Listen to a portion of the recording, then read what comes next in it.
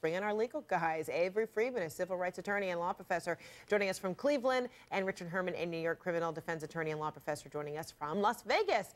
All right, good to see you guys. Avery, you first. Why is this legal?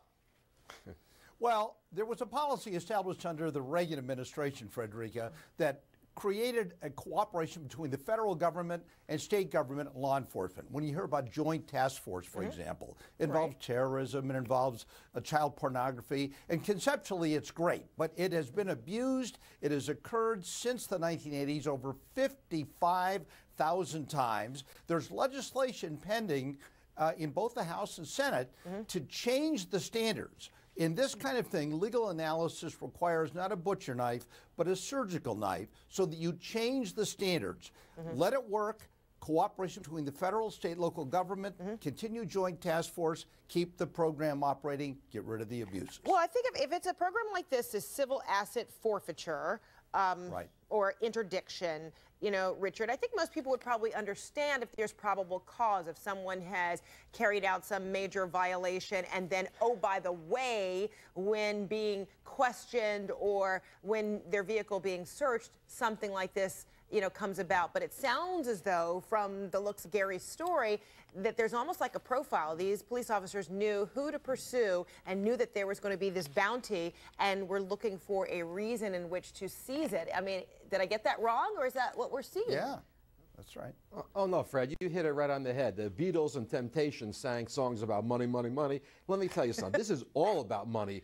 $1 billion they got last year, I think, in civil forfeiture cases. It's outrageous, Frederica. Here it is. If they get a warrant to go into a house because they suspect drug activity, and they walk in there and there's vials and there's drugs all over the place and there's a stack of cash on the table, they take that cash. They forfeit that cash. It's obviously proceeds from criminal activity, and that's what the statute was meant for.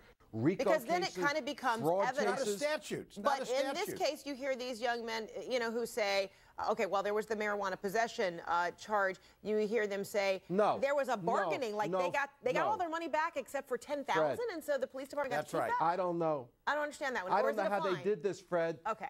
Fred, they got pulled over on a signal, a traffic signal. They went into his trunk, opened up a locked bag from the trunk. This is unbelievable. I don't know how this happened here. The only way, I think, to stop this is to allow like treble damages. If you believe they were wrongfully, your money was wrongfully seized, you should be able to sue, and if you recover, treble damages, because the abuse is outrageous. There's no determination of guilt. There's no determination you're involved in criminal activity, and your money is seized, and you have to petition to get it back. And if you don't do it within a certain period of time, you waive it. And it seems like you don't have to have a lot of people to see it that way. So then, Avery, what are you disagreeing with? I mean, why is it that this is justified? Yeah, what are you disagreeing with? It's not justified. It needs reformation.